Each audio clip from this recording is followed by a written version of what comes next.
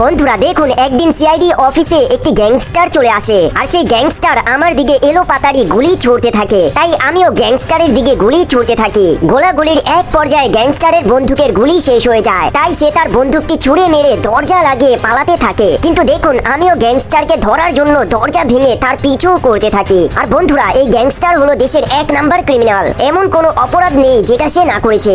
বন্ধুরা দেখুন, আমার পুরনো শত্রুরা আমাকে বাধা দেওয়ার জন্য দাঁড়িয়ে আছে। দাঁড়া, তোদেরকে তো আমি পরে দেখছি, আগে এই গ্যাংস্টারকে ধরে নেই। আজ যেভাবেই হোক এই গ্যাংস্টারকে হাতছাড়া করা যাবে না। তোর বাঁচার আর কোনো চান্স নেই দুষ্টু গ্যাংস্টার, কারণ সিআইডির হাত থেকে আজ পর্যন্ত কোনো অপরাধী রেহাই পায়নি। বন্ধুরা দেখুন, আমি দৌড়াতে দৌড়াতে খুব ক্লান্ত হয়ে পড়েছি, কিন্তু বন্ধুরা তারপরও আমি হাল ছাড়বো না, কারণ এই গ্যাংস্টার ছোট ছোট বাচ্চাদের কাছ থেকেও তাদের মোবাইল নিয়ে চলে যায়। বন্ধুরা দেখুন, দুষ্টু গ্যাংস্টার ধারা সোসাইটির মধ্যে ঢুকে পড়েছে, আর এই ধারা সোসাইটি হলো তারই এলাকা। দেখুন এজন্য সে এখন কিভাবে আমার উপর হামলা করছে। দুষ্টু গ্যাংস্টার তাহলে এই নে। বন্ধুরা এখানে এই গ্যাংস্টারকে মারা খুবই কঠিন, তাই আপনারাও কিছু একটা করুন। আপনারা যদি এই দুষ্টু গ্যাংস্টারকে মারতে চান তাহলে এই ভিডিওতে একটি লাইক দিয়ে এখনই চ্যানেলটি সাবস্ক্রাইব করে দিন। বাহ বন্ধুরা, আপনারা তো ভিডিওতে লাইক দিয়ে চ্যানেলটি সাবস্ক্রাইব করে দিলেন। দেখুন এজন্য আমি একটি মিসাইল নিয়ে নেই, আর এই মিসাইল ছুঁড়ে আমি দুষ্টু গ্যাংস্টারকে তার গাড়ি সহ উড়িয়ে দেই।